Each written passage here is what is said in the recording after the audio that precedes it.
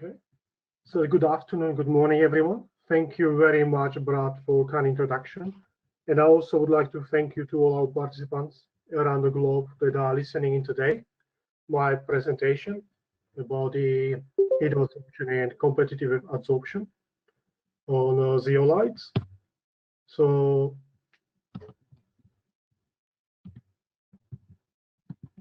without further, so I'm going to go through briefly overview of my presentation. So basically, I'm going to do a short introduction to zeolites. I am pretty sure most of you are very familiar with these materials and knows quite a lot about it. Then I'm going to focus on the techniques. I'm going to talk about gravimetric absorption analyzer. So I'm going to talk about anything about the XRD X-rays. Then I'm going to show how these DVS data can be used to determine the differential enthalpies of absorption or isosteric heat absorption. And lastly, I'm going to discuss the co-adsorption measurements on zeolites using water and so CO2 as probe molecules. So zeolites are well-known materials. So we have the synthesized and natural zeolites. So as you know, they are crystalline, highly porous, aluminosilicates built of aluminium and silicon tetrahedra in blocks. So it's a three-dimensional pore systems. Like we can see, these systems got very well-defined pore diameter. One of the biggest advantages of this that this pore diameter can be tuned to different applications. So as you know, the structure of the zeolite is negatively charged. So for this, we need to actually, in order to maintain a neutral net framework, so we're going to have to introduce some monodiol cations can actually influence the pore diameter of these materials. And the reason I mentioned this because it's very important for separation processes. We can separate large molecule from the small molecule, because if the molecule is big enough, small enough, it will go into the pores. If it's large enough, it will be actually excluded from the absorption process. The reason the zeolites are still much of interest to us is because they are very stable in harsh and humid environments, and they are cheap to make. There is several applications of zeolites, like on industrial scale is mainly drying and purifying of gases, the separation processes. As I mentioned, one of the promising is remove carbon dioxide or other toxic gases, pollution control, and heat absorption pumps or seasonal heat storage. So all these processes got one thing in common, and this is the absorption or sorption process. So when talking about absorption process, we discover both absorption and desorption. So in a typical absorption process, we have the flux of the molecules, either water or gas.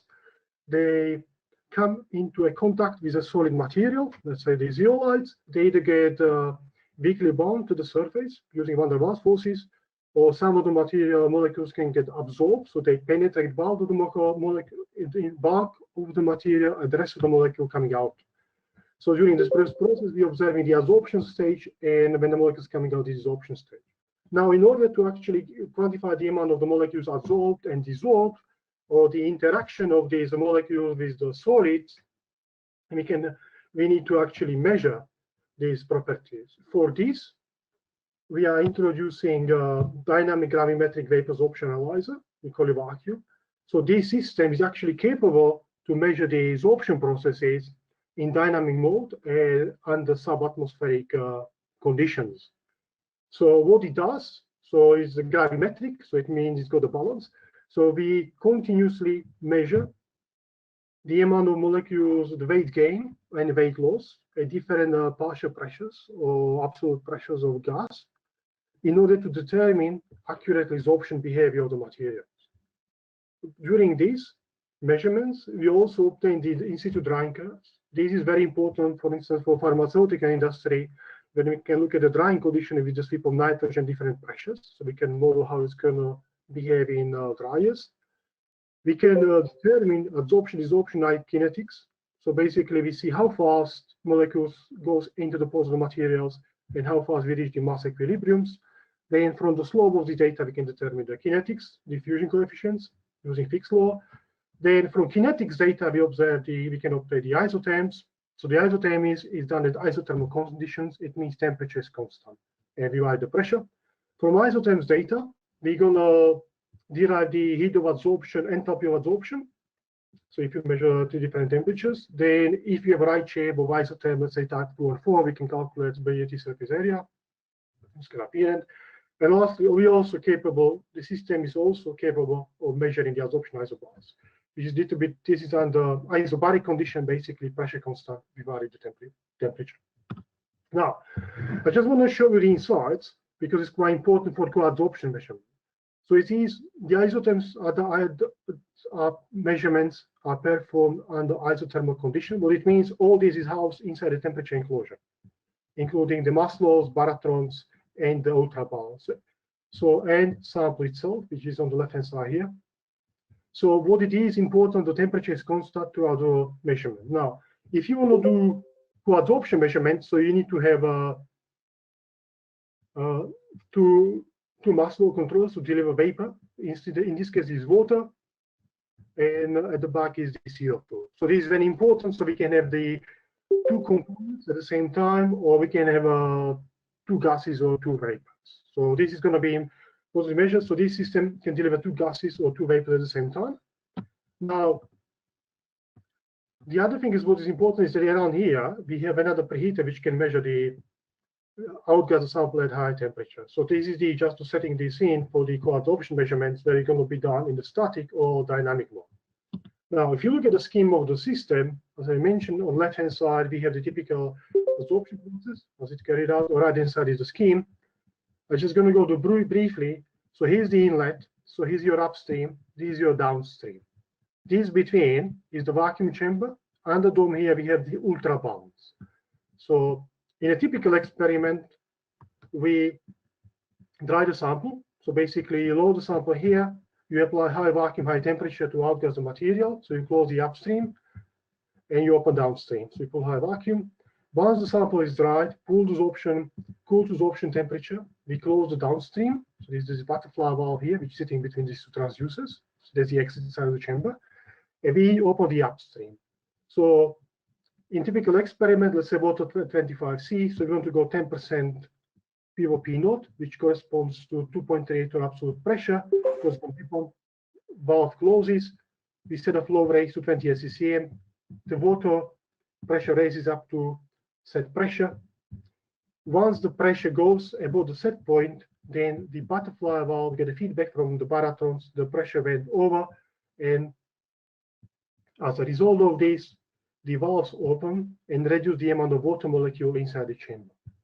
And these valves will be opening and closing, so controlling the flux of the molecule inside the chamber till steady state is open.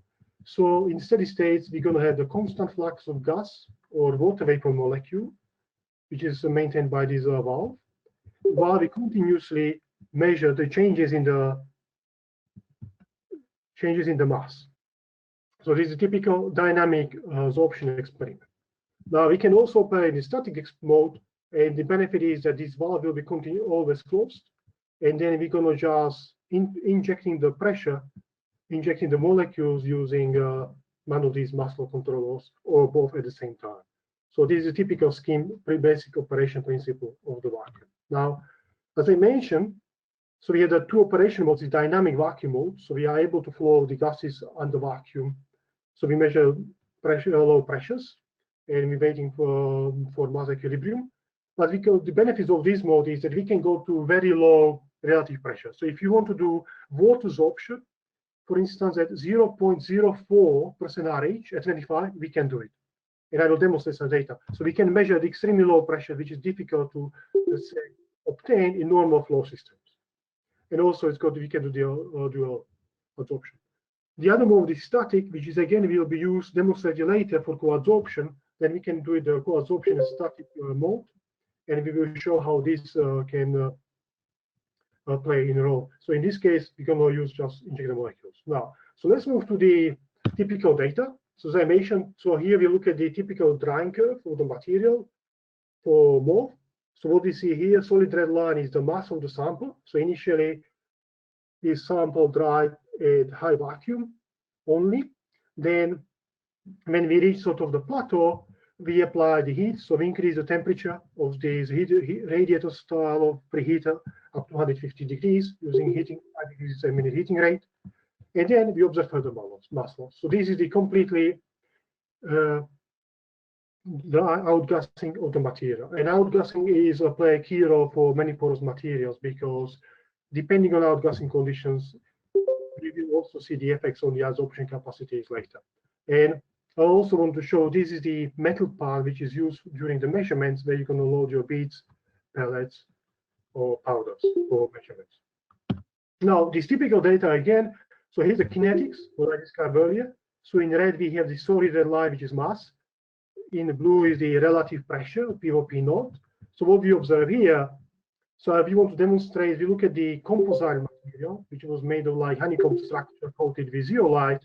We look at the water absorption at 50 degrees. So initially we have we dry the material, which is obvious from these huge mass loss.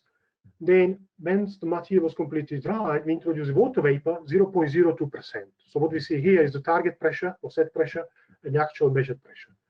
At 0.02% RH, we still get almost 4% uptake. So if you sometimes interested in the performance of material, which is usually at very low concentrations, so this is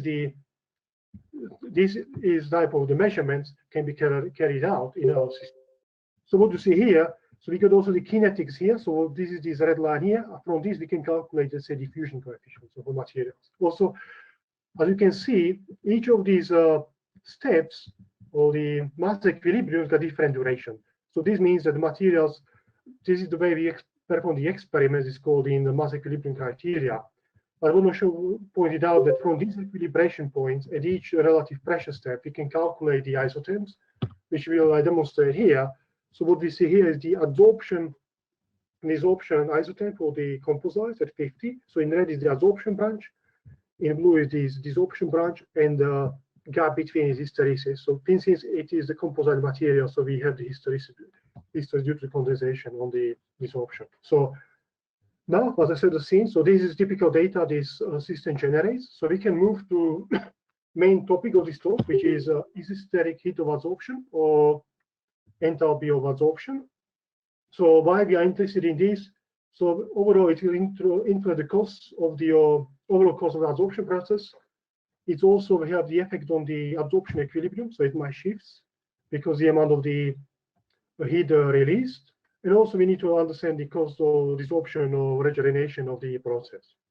So there is several methods to determine heat of adsorption. So one of the traditional methods is calorimetric, where we just basically directly measure the heat release in the cell during adsorption equilibrium. So electrical signal is basically proportional to the heat evolved. Now, in this talk, we're going to mainly focus on the thermodynamic measurements, determination of heat of adsorption by measurements of the adsorption isotherm. So for this, we will use the classic Lapen equation, where constant coverage is maintained at equilibrium pressure and at temperature. So I'm going to also go briefly through equations, how to actually derive the heat of adsorption. So if you look at the change of the Gibbs free energy, is directly of adsorption process is related to the adsorption equilibrium, adsorption constant using one of the equation. Now the Gibbs free energy is also related to change in the heat of adsorption and heat of a change in the entropy at a constant temperature. Now, if we combine these two equations together, we can express the delta. We can express the adsorption constant in this following way. But from this expression, we can determine the heat of enthalpy of adsorption using Frondos's law or this linear plot lnk over 1OT, which is actually equal to the enthalpy of adsorption. Now, here we look at the adsorption constant. So in order to actually apply to all the data, so we have to substitute equation for K for Vladimir equation, which is done here. So it's a Vladimir equation. And then if we express temperature in the form of delta T over T, or delta T, we end up with the classic Lapen equation, which is actually used is for calculation of isosteric heat of absorption from the slope of linear plot of LMP versus 1/T. Now, how this method is applied to DVS data. So basically, first we need to collect 3 isotherms at 3 different temperatures in a small temperature range. From these isotherms, we have to determine, as shown here, a number of pairs of pressure and temperature values at the same surface coverage. And then by applying Clausius-Clapeyron equation to this set of pressure and temperature values from the slope of this curve, we obtain the enthalpy of adsorption. Now, so this was employed on the study for Fajita type of zeolite, which was prepared by Julia Kumber from Magdeburg University. So we're going to look at the two types of zeolites, Fajita zeolite type X and type Y. So there is differences in the silica-aluminum ratio and the amount of the ion exchange using magnesium chloride solution. But we also have the composite zeolite, which was prepared by using aluminum oxide in open cellular ceramic form. So these are the materials. So these 3 materials which are going to be used for the study and investigation of heat of absorption. So first, all these materials has been outgassed under identical condition. That means initially for a few hours at 80 degrees, and then for several hours at 350 degrees under high vacuum. So it's very important that we don't expose these materials to high temperatures very fast, because it might cause shrinkage. After the outgassing, we cool down the material to desorption temperature, and then we perform the water sorption measurements at 25, 50, and 70. What we're looking at here is actually basically the kinetics data, as I described earlier. So in this slide, we actually look at the zeolite X, adsorption, desorption isotherms at 25 is blue, red, 50, pink and green, and brown and turquoise at 70 degrees. So as you would expect, at higher temperatures, as you go up in the temperature, the adsorption capacity goes down. Now, the same from these data, we constructed the isosteres. So basically, we created a line 1/T as an LP, and these isosteres from the slope, we will calculate the heat of adsorption. Again, same measurements were done for zeolite Y. So you look at the kinetics data here. Again, we got the sets of the isotherms, very similar behavior, very similar trends. So at higher temperatures, you get much lower uptake. Now, when you look at again, we consider the isosteres for this type of the material. Now, we look at the composites, and then in case of the composites, what we observe, the kinetics are very similar throughout whole temperature range. And if you look at the isotherms, the adsorption capacity are they fall into the same adsorption amounts, which is quite interesting. Again, we got nice isosteres for this material. Finally, we got from this data to derive the isosteric enthalpy of adsorption as a function of surface coverage. So what we see, the zeolite Y and X has got very similar heat of adsorption, whereas the composite could initially quite high heat of adsorption as low surface coverages, and then at higher surface coverages just dropping down. So this is the way to derive heat of adsorption from this material. Now we're going to move to the second part of the presentation, which is all about the CO2. So I mean, that there's also so this level of CO2 is increasing in the atmosphere for the past few years. There's lots of sources like the power plants in the automotive industry. So our aim is to actually mitigate or reduce the CO2 emissions. So there are several methods available on the market to do it. One of them is scrubbing. The other one is target air capture using solid adsorbents, or absorption-based processes using porous adsorbents, such as most zeolites, in the pressure and temperature swing modes. So this is one of the methods which is heavily investigated. So for these adsorption-based processes, we need solid adsorbents. It's very easy to obtain the adsorption capacity for let's say for pure CO2, but then one of the challenges when you have the flue gas from power plant, there is the moisture present.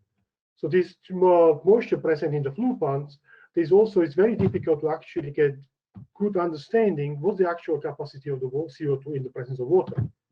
So in order to investigate this kind of problem, So we employ, again, our DVS to study these measurements. So we're going to look at the dynamic competitive absorption in the dynamic mode of two probe molecules. So as a case study, I will look at the 13x dynamic absorption of CO2 in the presence of 5 and 10% of water vapor. I'm going to use the model. So first, we usually, in order to understand the behavior of the materials, it's very important to obtain the pure isotherms. So we look at the pure adsorption, water adsorption isotherm of 13x at 25 degrees. So adsorption here, desorption blue. So nice type 1 isotherms. Again, we've done the same measurements for zeolite 13x up to 1 bar. Again, adsorption in blue, in red, desorption in blue. So nice type 1 isotherms. Now, in order to fit the data, so the data was fitted with Duosser-Langmuir model. So fits are shown below the table. So in the table, we got all the Langmuir constant obtained from the fitting procedure. So as you can see, there's a good agreement between experimental and the simulated data. Now, because when we measure the co-adsorption, when we perform the co-adsorption measurements in dynamic mode, that is with continuously flow vapors and gases at the same time in different flow ratio, it's very difficult to quantify the amount of each adsorb, because you always will look at the total mass uptake. But, so in order to actually quantify it, in this case, so what we have to do, we need to use the simulation to actually help us. For this, we employ the ideal absorption solution theory, ISC, and we simulated the data from the output data, the adsorption, the amount of CO2 adsorbed in the presence of 5% of water and 10%. As you would expect for CO2, for 13x material, the adsorption capacity of these zeolites for CO2 is very low. So the adsorption is dominated by the water. But what we did also, so if we added up this number, which come up for the absorption values for water and CO2, plotted against the experimental data. So when I flowed a mixture of water and CO2 over, so we had a very good agreement. So in this case, if you can look at the co-adsorption measurements dynamic mode, we have to employ the simulations to help us and to understand the amount of each adsorb. But we also need to make few predictions about the materials in order to understand very well structure. So structural properties are very important. Now the other example is binary of co-adsorption is binary competitive adsorption of CO2 at constant loading of water vapor on zeolites. This way, we will be able to quantify the amount of each molecule adsorbed. Having said that, we make several assumptions. We know that CO2 won't replace the, let's say, water. There will be no chemosorption. So if you make these chemical assumptions, we know the structure of materials very well. This is the simplest way to determine, to assess the performance of materials in the humid conditions. So once again, what we've done, so initially we outgas the material for several hours. Then in this case, we introduce 1.845 volume percent of water vapor, wait for the mass equilibrium to be reached. And once the mass equilibrium was reached, we introduce using the second MFC, as you saw in the previous slide, the CO2 on top of it. So the CO2 was increased in small steps up to 300% concentration. And then from this data, we can actually now calculate the amount of CO2 adsorbed at a constant loading of the water vapor. So for this particular example, so if we have loading of 1.845 volume percent of water vapor, the amount of the CO2 adsorbed by the sample is about almost 12%. Okay, so this experiment now can be repeated for different loading of the water vapor. You can do it for 2%, 6%, depending on your conditions. But this way, it's very easy to assess how much of CO2 is adsorbed by the sample. But as I said, it's only valid for certain types of material. Not every material is going to be able to provide such an data like this. Now, lastly, so I move to my last slides. Actually, I would like to make some conclusions. So I just wanted to hope I was able to demonstrate the methods to determine the isosteric heat of adsorption, and also show you how to simply analyze some co-adsorption data using this DVS vacuum system. And lastly, I would like to acknowledge my collaborators, Alexandra Lieb and Julian Combe from University of Magdeburg, who were providing the zeolite type X, type Y zeolites, and Jorge and Illich for the help with the simulation of IST. Now, this is why thank you to you all for your listening in my presentation. And if you have any questions, don't hesitate to send us your questions or ask now. Thank you, Vlad, for that presentation. So we are going to open up the chat to any questions that anyone has. So you can either type your questions in the chat box or unmute yourself and feel free to talk. We do have a question. What are typical sample masses that are used for experiments? The typical sample masses are about 30 milligrams for zeolites, 20 to 30 milligrams. Okay, what's the lowest achievable pressure for a system of 10 to 7 torr? The lowest pressure in absolute terms is 5 millitorr, which we can control.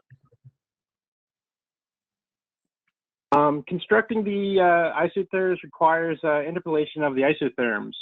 Do you use a linear interpolation or a spline one? Can you repeat the question again? Constructing the isotherms requires an interpolation of isotherms. Do you use a linear interpolation or a spline one? Oh, in this case was linear interpolation. Okay. Could you clarify your process for H2O or CO2 co-adsorption? The first dose was H2O, and then the subsequent dose was were all CO2. Yes. So first dose was H2O. They waited for a mass equilibrium, and then once the mass equilibrium was reached, so you got this plateau here, then the CO2 was introduced on top of it. What is the maximum temperature for outgassing of material of 400 C? Also, the maximum temperature for outgassing of materials is 400 degrees Celsius. Okay. How sensitive is the method to initial mass of the sample?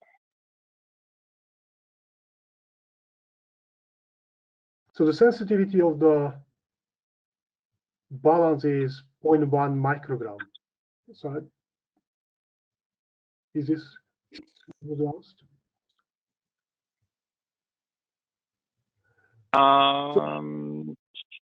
Also, the initial mass, basically, so the mass we select for the measurements all depends on the type of the isotherm. So if you have typically type 1, so we use typically between 20 to 30 milligram of mass, which is good, give us very good signal.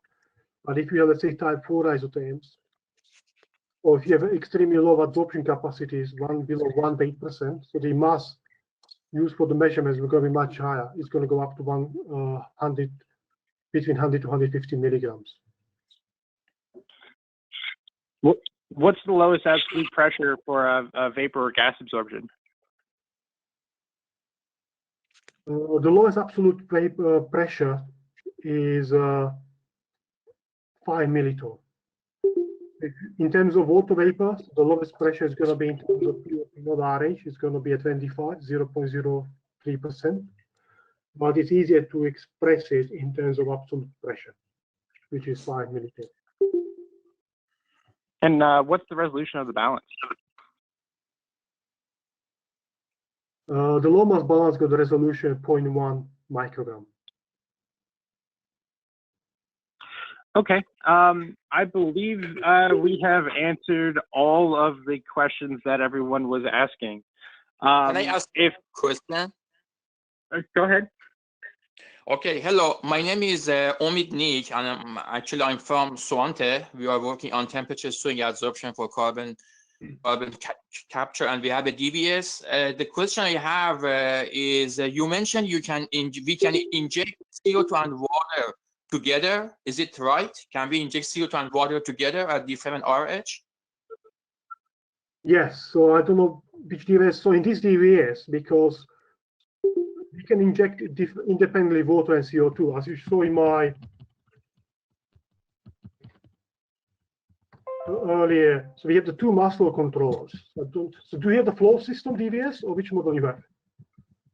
We use very old system, not the vacuum one that you have. We have very old one, but what we do, we are actually injecting the pure CO2 into the bubbler, and then at different RH, we can inject CO2 and water. But the problem is that when you, for example, you want to inject at 60% RH, it takes time for the DVS to reach to 60% RH versus the CO2 is available to the adsorbent. Then that's always the problem, meaning that the adsorbent, it takes time for the machine to bring the water level to the set point versus the CO2 is always present. And we never ever can have a very nice data because always we lose the pass. CO2 is at the constant partial pressure versus water is not there. Okay, so in this case, we don't use a bubbler. So in this case, we generate the vapors by liquid itself at thermodynamic equilibrium and desorption temperature. So we just take the headspace of the liquid directly into the system. And then second one is connected to CO2. So you can inject both water and CO2 at the same time if you want to, the mixture. And the pressure changes very fast. Okay, thank you. What is the lowest vacuum pressure you can achieve at the start of an experiment? We can go down with the sample to 10⁻⁶ torr.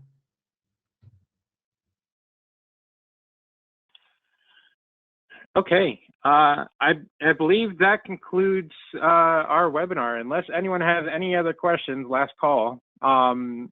We want to thank everyone for attending this webinar, and we appreciate everyone for attending. Hold on. Is the sample recoverable after the experiment? Yes, the samples are recoverable after the experiment and can be used for other non-destructive techniques like, I don't know, diffraction. Okay. Well, I want to thank everyone for attending. We appreciate you coming to the webinar.